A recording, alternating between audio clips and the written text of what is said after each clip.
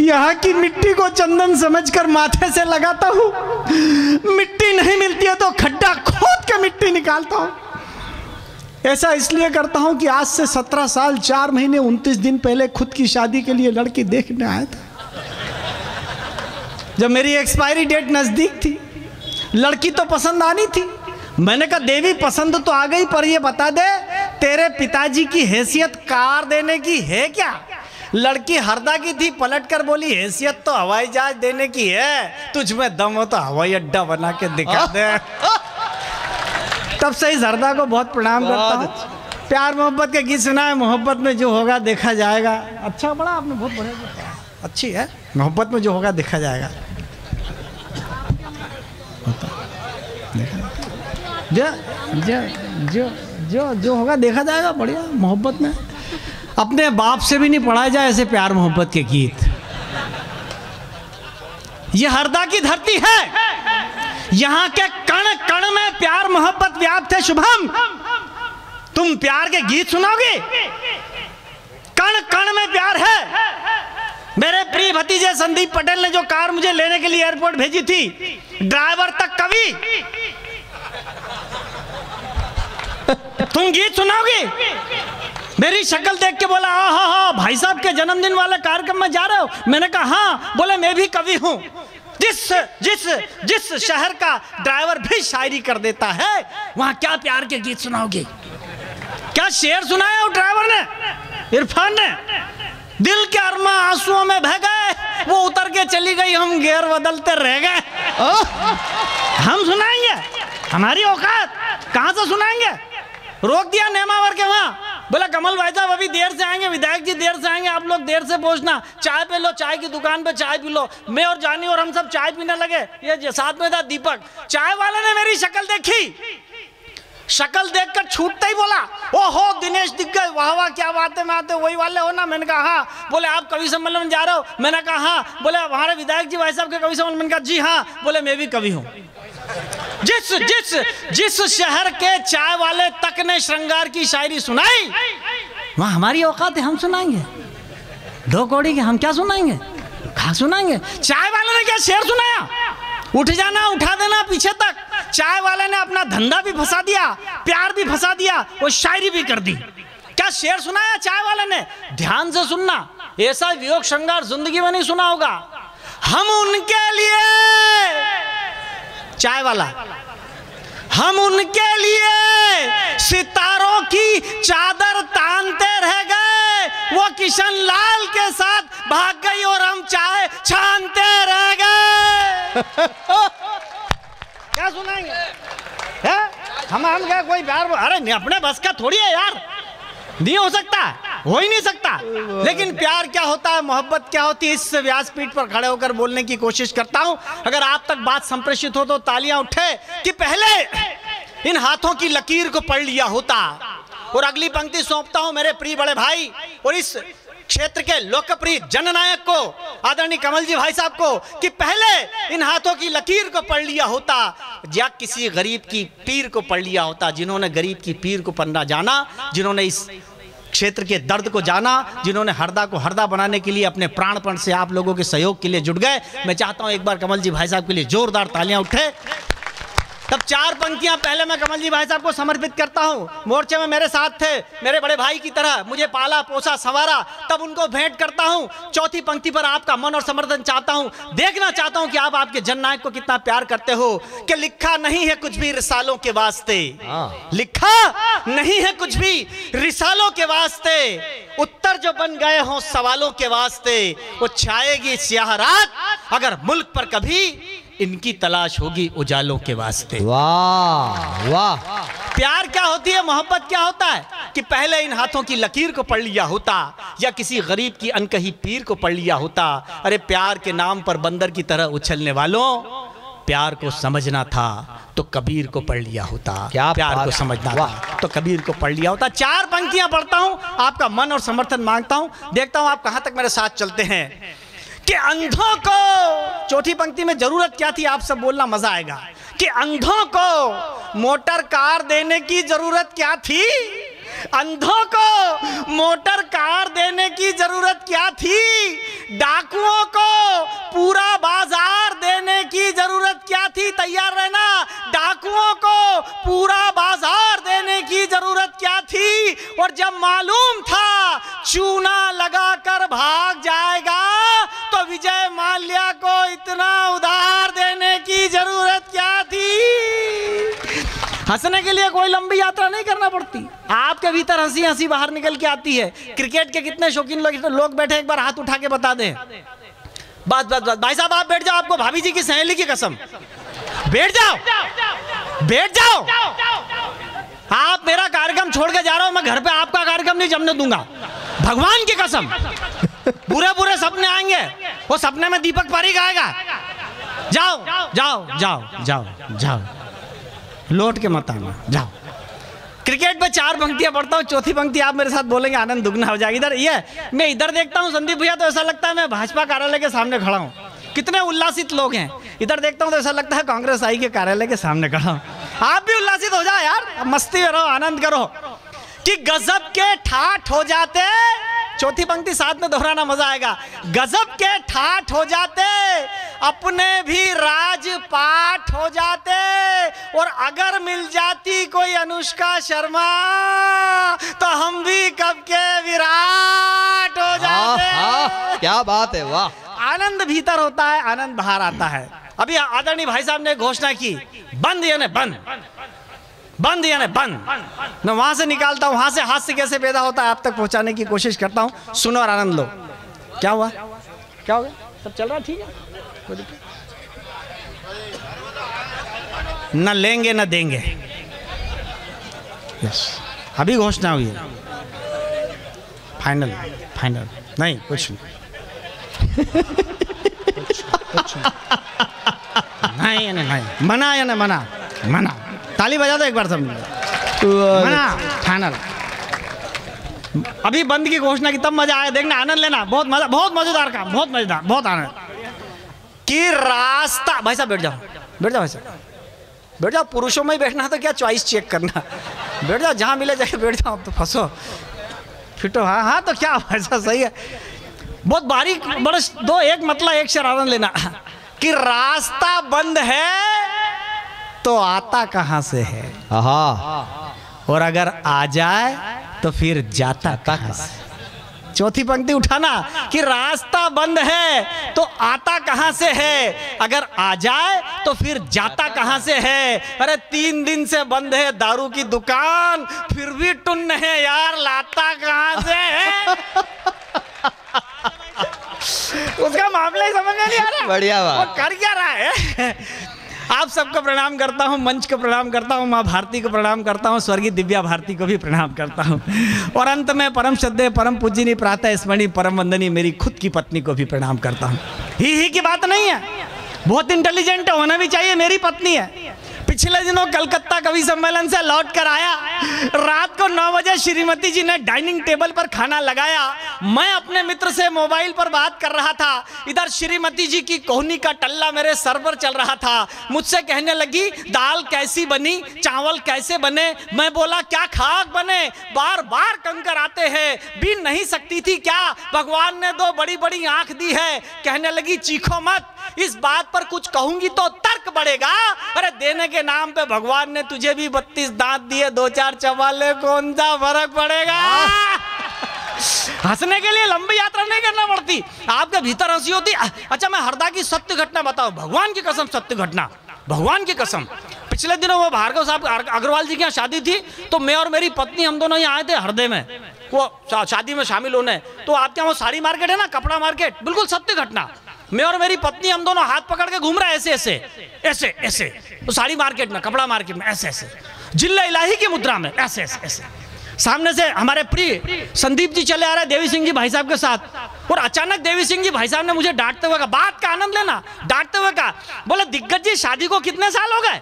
मैंने कहा भाई साहब ये कोई 17-18 साल। बोले 18 साल बाद भी इतना अनन्य प्रेम कि हरदा के साड़ी मार्केट में खुद की बीवी का हाथ पकड़ के घूम रहे हो, ऐसा अटूट प्यार। मैंने कहा भाई साहब प्यार गया भाड़ में, हाथ छोड़ दूंगा दुकान में घुस जाएगी। प्यार, अरे भैया, अरे प्रैक्टिकल रहो, कोई मतलब नहीं है थ्योरी में। आप रहो मत थ्योरेटिकल, आप इतने प्रैक्टिकल रहो। मैं यहाँ जितने लोग बैठे हुए शादीशुदा लोग, आदरणीय भाई साहब के जन्म, कमल जी पटेल भाई साहब के जन्मदिन में शामिल होने आए हैं, जितने शादीशुदा बैठे हुए हैं, आपके दाम्पत्य जीवन में कभी कोई तनाव आ जाए, आपके दाम्पत्य जीवन में कभी कोई टेंशन आ जाए, दिनेश दिग्गज के गीत की 4 पंक्तियों को गुनगुना लेना, मैं दावा करता हूं कि ये गीत उसको आपको उतना ही रिलीफ देगा जितना क्रोसिन की गोली मलेरिया के बुखार में रिलीफ देती है। पत्नी को सामने बिठाया, श्रृंगार का गीत सुनाया, सुने और आनंद लें पीछे तक। सुनना श्रृंगार, श्रृंगार सुनना। कि तू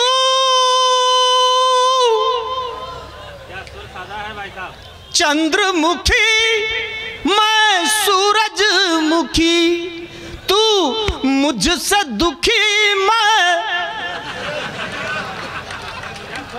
ये वही ही कर रहे जिनकी वही वाली स्थिति है और उधर खड़े हुए लोगों ने तो आड़ में ताली बजा ली, वाला कोई देख ना ले।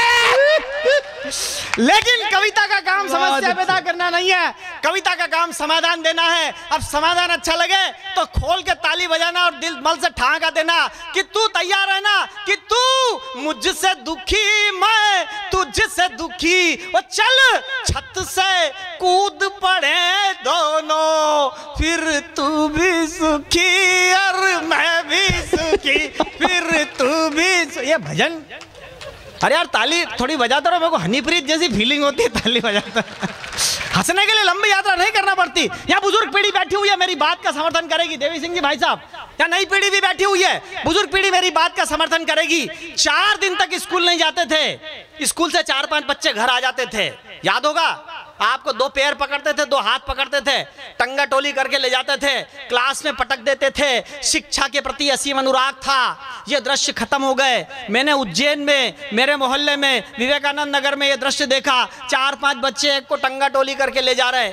मैंने कहा क्यों, ये विद्यार्थी स्कूल नहीं आ रहा है? बोले विद्यार्थी नहीं है, मास्टर है। मिड डे मील खा के जाता है, लौट के ही नहीं आता। और उससे बड़ी घटना अभी अपने फ्रीगंज में हुई। दुर्गा माता का दृश्य लगे थे, दुर्गा माता की झांकी लगी थी। बच्चों का मनोविज्ञान क्या होता है, कहां तक इस मोबाइल ने हमें पहुंचा दिया है। दीपक, मैं तुम्हें धन्यवाद देता हूं इतनी अच्छी कविता के लिए। इस मोबाइल ने हमें कहां तक पहुंचा दिया है। एक महिला अपनी छोटी सी बच्ची को दुर्गा माता की प्रतिमा के दर्शन करा रही थी। अचानक वो छोटी सी बच्ची गोदी में से चिल्लाई, मम्मी मम्मी देखो देखो। उसकी मम्मी ने मुंह दबा दिया, शब्द चित्र चुप। मैं पीछे खड़ा था, मैंने कहा भाभी जी बच्चों को बोलने दो, बच्चे बोलते तो बच्चों का विकास होता है, आखिर आपकी बच्ची क्या कह रही है? तो महिला बोली, भैया ये कह रही है कि वो दुर्गा माता के पास जो राक्षस खड़ा है, मम्मी बिल्कुल पापा जैसा दिख रहा है। कौन सी पीढ़ी को समझाए, किस पीढ़ी को समझाएं? आप बताओ किसको समझाएं? लेकिन ये सारी बातें क्यों हो रही है साहब? सब भूल जाना दिनेश दिग्गज की बकवास। 4 पंक्तियां आप तक पहुंचाता हूं, आपका मन और समर्थन मांगता हूं, आपका मन मुझे मिले और कुछ सुनाने की चेष्टा करता हूं कि फूलों की यह जिस मोबाइल के ऊपर जिम्मेदारी थी कि हमारे रिश्तों की हिफाजत करेगा, जिस मोबाइल के ऊपर जिम्मेदारी थी कि हमारी संस्कृति की हिफाजत करेगा, इसने हमारी संस्कृति का क्षरण कर दिया। तब 4 पंक्तियां कहने की कोशिश करता हूं कि फूलों की तरह रोज खिलो, अच्छा लगेगा। यहाँ बुजुर्ग पीढ़ी बैठी, उन्हें सौंपता हूं कि फूलों की तरह रोज खिलो, अच्छा लगेगा। लिबास दोस्ती के सिलो, अच्छा लगेगा। अरे फेसबुक पर मिलते हो फालतू लोगों से, लेकिन गांव जाकर सगे भाई से मिलो, अच्छा लगेगा। वाह दिनेश भाई, बहुत अच्छे। गांव जाकर सगे भाई से मिलो। मैं लाइफ इंश्योरेंस में नौकरी करता हूं, उसके पहले मैं टीचर हुआ करता था, मास्टर हुआ करता था। भैया मैंने टीचरशिप केवल इसलिए छोड़ दी, देवी सिंह जी भाई साहब, मुझे लगा इस देश का भविष्य बहुत सुरक्षित है, नौकरी छोड़ देना चाहिए। जिस तरह आप हंस रहे, पूरी क्लास हंस रही थी। मैंने सब बच्चों को पढ़ा रहा था, मैंने कहा सब बच्चे मेरे साथ बोलो, हमारे पूर्वज बंदर थे।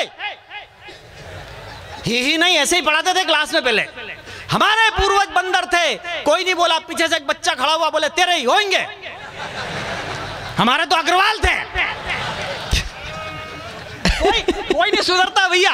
एक दिन की सत्य घटना बता रहा हूं श्रीमान। कक्षा में बच्चों को पढ़ा रहा था मैं एक समाधान। मैंने कहा बच्चों, किसी से कोई गलती हो जाए तो माफ कर देना चाहिए, कोई टेंशन नहीं लेना चाहिए। तभी एक बच्चे ने मेरे चेहरे को भांपते हुए मुझसे कहा, मास्टर जी बाईपास से निकल के मत जाओ, कोई घटना हुई हो तो उदाहरण सहित बताओ। वो समझ गया कि मास्टर डर क्यों रहा है। मास्टर जी बाईपास से निकल के मत जाओ, कोई घटना हुई हो तो उदाहरण सहित बताओ। मैंने कहा व्यंग बाण छोड़ने की जरूरत क्या है, प्रत्यक्ष इसके लिए प्रमाण की जरूरत क्या है? देखो देखो, पप्पू ने आम के पेड़ को कुल्हाड़ी से काट डाला, फिर भी मैंने पप्पू को न पीटा, न सजा दी, न क्लास से निकाला। बताओ इसके पीछे मेरी कौन सी भावना साथ में है? तभी एक बच्चा बोला, भावना को मारो गोली, सजा तो इसलिए नहीं दी क्योंकि कुल्हाड़ी अभी पप्पू के हाथ में है। वो तेरी फाइल निपटा देगा। इस पीढ़ी से हम क्या बात करेंगे? ब्लैक बोर्ड पर कितना बढ़िया लिखा है, पूर्व राजस्व मंत्री एवं विधायक माननीय कमल जी पटेल को जन्मदिन की हार्दिक बधाइयां। हंसने के लिए कोई बड़ी बात नहीं होती, हंसना मनुष्य मात्र के लिए बहुत जरूरी है। आपने कभी किसी जानवर को हंसते हुए नहीं देखा होगा।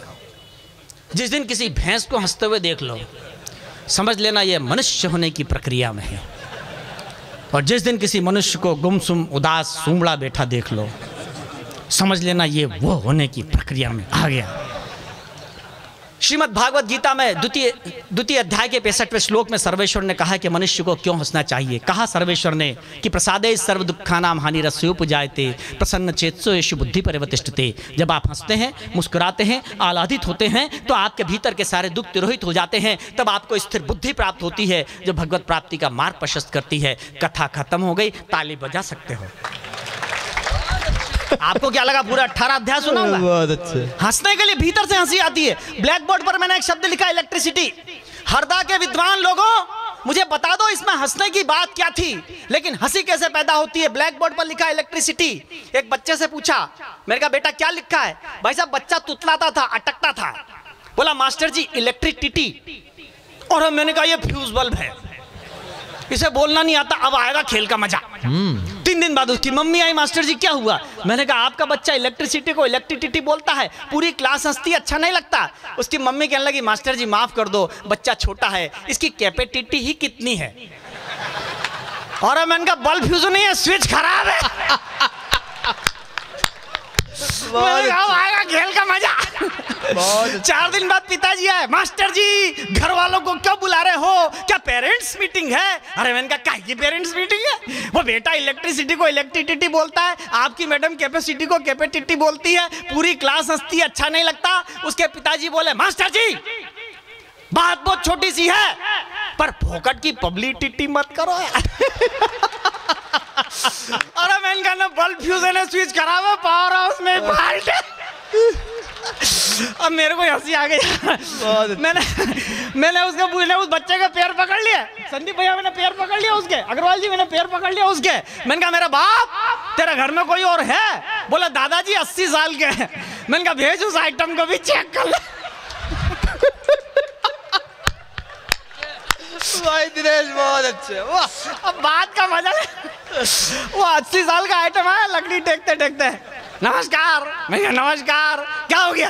अरे मैंने कहा दादाजी आपका पोता इलेक्ट्रिक, बात का आनंद लेना। आप तो उसने जो जवाब दिया, मैंने कहा दादाजी आपका पोता इलेक्ट्रिसिटी को इलेक्ट्रिसिटी बोलता है, आपकी बहू कैपेसिटी को कैपेसिटी बोलती है, आपका बेटा पब्लिसिटी को पब्लिसिटी बोलता है, पूरी क्लास हंसती है, अच्छा नहीं लगता। 80 बरस के बुजुर्ग ने जवाब दिया, आपकी तालियां उठे, बोले मास्टर जी माफ कर दो, ये सब तो जाहिल और गंवार हैं, इन्होंने यूनिवर्सिटी का कभी मूवी नहीं देखा।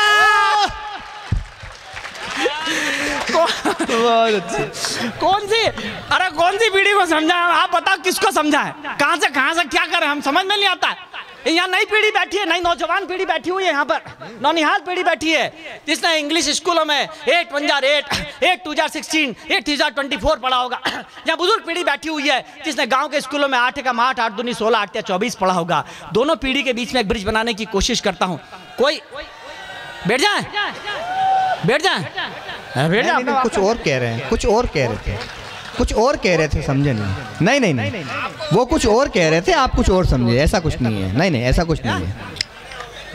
सामने बैठ जाओ। हाँ। जब तक मैं खड़ा हूँ किसी से डरने की जरूरत नहीं है। कभी को कंफ्यूज मेरे बाद कर तुमको दिया। भगवान भी नहीं बचा सके। जाओ जाओ जाओ जाओ जाओ, निकल लो निकल लो निकल लो। वापिस कॉन्फिडेंस आया। ताली बजा, ताली बजा, ताली बजा दो भाई। जरा एक बार देखिए, वो दिग्गज वाली तालियां बजाओ थोड़ी सी, जो आप बजा रहे हो शुरू से। हाँ बस इसके भरोसे मत रहना, ये तो ऐसे फोकट बोलता रहता है। वो फिर से बोल जाएंगे। बुजुर्ग पीढ़ी बैठी है जिसने गांव के स्कूलों में 8 एकम 8 8 दूनी 16 पढ़ा होगा, या नई नौनिहाल पीढ़ी बैठी है जिसने कानमेट स्कूलों में 8 1 8 8 जा 16 पढ़ा होगा। कोई कविता नहीं है, लेकिन हंसी कैसे निकल कर आती है हरदा के अच्छे लोगों, आपको बताने की कोशिश करता हूँ। एक बच्चे से पूछा दादाजी मैंने कि 8 का पहाड़ा आता है? बोले मुझे तो 8000 तक आते हैं, पूछ ले कहाँ से पूछता है। और मैंने कहा मैं पीएससी की तैयारी कर रहा था संदीप भैया, तब मुझे मुश्किल से 20 तक के पहाड़ा याद हुए थे देवी सिंह जी। मैंने कहा कहाँ से आता है? बोलो खड़ा हो गया बेंच पे, 8 का पहाड़ा सुनाने लगा। कोई कविता नहीं है, किस तहजीब और किस तमद्दुन के साथ उसने 8 का पहाड़ा सुनाया, सुने और आनंद लें। 8 एकम 8 8 दूनी 16 8 3 24 8 चौक हैं 8 पंजे हैं 8 छक्के हैं 8 चट्टे हैं 8 नंबे हैं 8 दम 80। मैं बोला चुप, अब उसका जवाब सुनना। मैंने कहा चुप, ये बीच में ए क्या करता है? तेरा तो जीवन बर्बाद है। वो बोला पहाड़ा भूल गया तो क्या हुआ, धुन तो पूरी याद है। वो धुन में फंसा हुआ है, वहां से निकलना नहीं चाहता। अभी पिछले दिनों दिल्ली के एयरपोर्ट पर जो मेरे साथ घटना हुई, या बुजुर्ग पीढ़ी बैठी है उनके चरणों में सौंपता हूँ। दिल्ली के एयरपोर्ट पर मैंने देखा एक लड़की मोबाइल से सेल्फी ले रही थी, ऐसे आओ आओ। मुझे आज तक लोकेश समझ में नहीं आया जानी कि मुंह को सेल्फी लेते समय मुंह को सेल्फी की तरह क्यों बनाया। हरदा बैठ जा मेरा बाप, मेरे को क्या करना है, बैठ जा बैठ जा। अरे अरे अरे दीदी जाओ यार। तो ताली बजा आगे वाले से, पछाड़ दो उनको। ले बेटा और बजाओ एक बार। बहुत अच्छा तुम लोग बहुत देर से थक गए हो, योग सिखाता हूँ। पहले बायां हाथ उठा लो सब लोग, आगे जितने बैठे हैं, उधर वाले नहीं इधर वाले। अब ये भी उठा लो दायां भी, अब इसे तालियों में तब्दील कर दो। ले बेटा। तो वो सेल्फी ले रही थी, सेल्फी लेते लेते अचानक वो मोबाइल से अपना रुमाल से कैमरा साफ करती, फिर सेल्फी लेती। तब मैंने उससे कहा कि बेटा अपने मोबाइल का कैमरा साफ मत करो, अपना चेहरा साफ कर लो, फोटो ठीक आ जाएगा। वाह। तब 4 पंक्तियां सौंपता हूं। नई नौनिहाल पीढ़ी बैठी है, लेके जाना साथ में कि बहुत सेल्फियां लेते हो, जरा मुस्कुराया करो, अपने चेहरे को आईना भी दिखाया करो। और ये जमाने के तजुर्बे गूगल पर नहीं मिलेंगे, मिले जो वक्त बुजुर्गों के पास बैठ जाया करो, मिले जो वक्त। वाह बहुत। वो बुला रहे वापिस। नहीं, हाँ। अरे क्या है?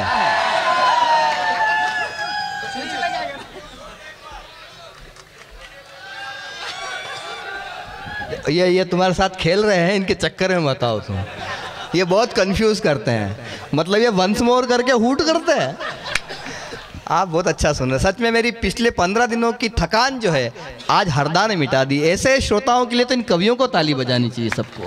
शानदार, वाह, आनंद आ गया। और सबसे इतना प्यारा कवि सम्मेलन, संदीप भाई यहाँ बैठे हैं, देवी सिंह जी बैठे हैं, बहुत अद्भुत कवि। मैं जिस कवि को इस क्रम में बुलाना चाह, मुझे उस छोटे माइक से इस बड़े माइक पे आना पड़ा, क्योंकि वो कवि अद्भुत कवि है। अगर आज आपने उस कवि को जी भर के सुन लिया, मन से सुन लिया, तो जीवन भर वो कवि आपको याद रहेगा। जिन लोगों ने इस देश को आज़ादी की मंजिल तक पहुंचाया, एक सपना उनका भी था, हर ख्वाब को हकीकत में तब्दील किया जाए, हर आंख के आंसू को मुस्कान में बदला जाए। लेकिन आधी शताब्दी से ज़्यादा समय गुजर गया। लोग कहते ये देश वो देश नहीं है जिसका सपना कभी सुखदेव, राजगुरु या मंगल पांडे ने देखा था। दोस्तों याद रखो, सीता के पास जब राम थे तो उसे सोने का हिरण चाहिए था, लेकिन उसी सीता को जब पूरी सोने की लंका मिल गई तब उसे राम चाहिए थे। यह देश उस सीता की तरह। मैं एक ऐसे प्यारे कवि को 4 पंक्तियों के साथ बुलाना जा रहा हूं कि फूल खुशबू रंग तितली इस चमन के वास्ते, हे हवा में शोखियां जिसकी छुअन के वास्ते, आओ हम सौगंध खाएं हिचकिचाएंगे नहीं, जान भी देनी पड़े अपनी वतन के वास्ते। मैं तालियां कमजोर थी आपकी, एक बार जोरदार तालियां बजा दो। अभी 370 धारा हटाई गई और मनवीर ने एक ऐसी प्यारी कविता लिखी। मनवीर, मैंने चंद पंक्तियां लिखी, 4 पंक्तियां मैं सुना करके मैं एक बड़े कवि को, बड़े कलमकार को हरदा की इस धरती पे बुलाना चाहता हूं कि आज लगा सोए भारत का पौरुष जागा है। आज लगा सोए भारत का। इस बार हमने 15 अगस्त थोड़ा अच्छा मनाया, हमको लगा कश्मीर भारत का हो गया। आज लगा सोए भारत का पौरुष जागा है। आज लगा जो लाल किले ने गोला दागा है। आज लगा बूढ़ी आजादी पर यौवन आया। आज लगा नामर्द सिंहासन जैसे गुर्राया। और आज लगा ठंडे लोहे पर धार करी हमने। आज लगा, अब आपकी तालियां रुकनी नहीं चाहिए। आज लगा ठंडे लोहे पर धार करी हमने। आज लगा 56 इंची हुंकार भरी हमने। आज लगा, और इन कमजोर तालियों को बड़ा बना दीजिए अगली पंक्ति पे। आज लगा जैसे आंसू मुस्काने वाले हैं। आज लगा शायद अच्छे दिन आने वाले हैं। मैं मनवीर मधुर को इस क्रम में बुला रहा हूं।